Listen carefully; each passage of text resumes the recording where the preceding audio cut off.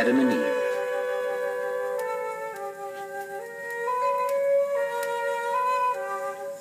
In the day that the Lord God made the earth and the heavens, and every plant of the field before it was in the earth, and every herb of the field before it grew, for the Lord God had not caused it to rain upon the earth, and there was not a man to till the ground, there went up a mist from the earth, and watered the whole face of the ground. And the Lord God formed man of the dust of the ground, and breathed into his nostrils the breath of life, and man became a living soul. And the Lord God planted a garden eastward in Eden, and there he put the man whom he had formed. And out of the ground made the Lord God to grow every tree that is pleasant to the sight, and good for food. The tree of life also in the midst of the garden he put, and the tree of good and evil. And a river went out of Eden to water the garden. And the Lord God took the man, and put him into the garden of Eden, to dress it, and to keep it. And the Lord God said, It is not good that the man should be alone. I will make him a helpmate for him. And out of the ground the Lord God formed every beast of the field, and every fowl of the air, and brought them unto Adam, to see what he would call them. And whatsoever Adam called every living creature, that was the name thereof. And Adam gave names to all cattle, and to the fowl of the air, and to every beast of the field. But for Adam there was not found a helpmate for him. And the Lord God caused a deep sleep to fall upon Adam, and he slept. And he took one of Adam's ribs, and closed up the flesh instead thereof, and of the rib which the Lord God had taken from man, made he a woman, and he brought her unto the man. And Adam said, This is now bone of my bones, and flesh of my flesh. She shall be called woman, because she was taken out of man.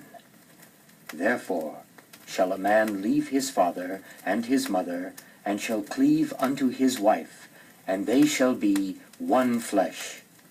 And they were both naked, the man and his wife, and were not ashamed.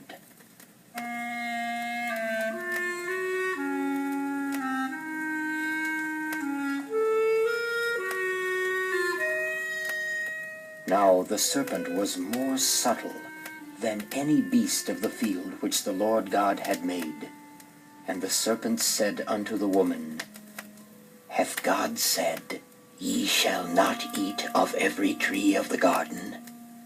And the woman said unto the serpent, We may eat of the fruit of the trees of the garden, but of the fruit of the tree which is in the midst of the garden, God hath said, Ye shall not eat of it, neither shall ye touch it, lest ye die. And the serpent said unto the woman, Ye shall not surely die, for God doth know that in the day ye eat of it, then your eyes shall be opened, and ye shall be as gods, knowing good and evil. And when the woman saw that the tree was good for food, and that it was pleasant to the eyes, and a tree to be desired to make one wise, she took of the fruit, and did eat, and gave also unto her husband with her, and he did eat. And the eyes of both of them were opened, and they knew that they were naked, and they sewed fig leaves together, and made themselves aprons. And they heard the voice of the Lord God walking in the garden in the cool of the day. And Adam and his wife hid themselves from the presence of the Lord God amongst the trees of the garden. And the Lord God called unto Adam, and said unto him, Where art thou? And Adam said, I heard thy voice in the garden, and I was afraid, because I was naked, and I hid myself. And God said, Who told thee that thou wast naked? Hast thou eaten of the tree whereof I commanded thee that thou shouldst not eat? And the man said, The woman whom thou gavest to be with me, she gave me of the tree, and I did eat. And the Lord God said unto the woman, What is this that thou hast done? And the woman said, The serpent tricked me, and I did eat. And the Lord God said to the serpent, Because thou hast done this, thou art cursed above all cattle, and above every beast of the field. Upon thy belly shalt thou go, and dust shalt thou eat all the days of thy life. And I will put hatred between thee and the woman, and between thy children and her children. They shall bruise thy head, and thou shalt bruise their heel. Unto the woman he said, I will greatly multiply thy sorrow and thy conception. In sorrow thou shalt bring forth children, and thy desire shall be to thy husband, and he shall rule over thee. And unto Adam he said, Because thou hast hearkened unto the voice of thy wife, and hast eaten of the tree of which I commanded thee, saying, Thou shalt not eat of it, cursed is the ground for thy sake. In sorrow shalt thou eat of it all the days of thy life. Thorns also and thistles shall it bring forth to thee, and thou shalt eat the herb of the field. In the sweat of thy face shalt thou eat bread, till thou returnest unto the ground. For out of it wast thou taken, for dust thou art, and unto dust thou shalt return. And Adam called his wife's name Eve, because she was the mother of all living.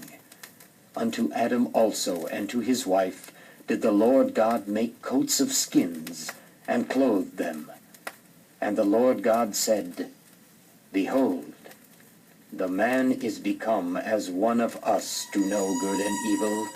And now, lest he put forth his hand, and take also of the tree of life, and eat, and live forever. Therefore the Lord God sent him forth from the Garden of Eden to till the ground from whence he was taken. So he drove out the man, and he placed at the east of the Garden of Eden cherubims, and a flaming sword, which turned every way to guard the way of the tree of life.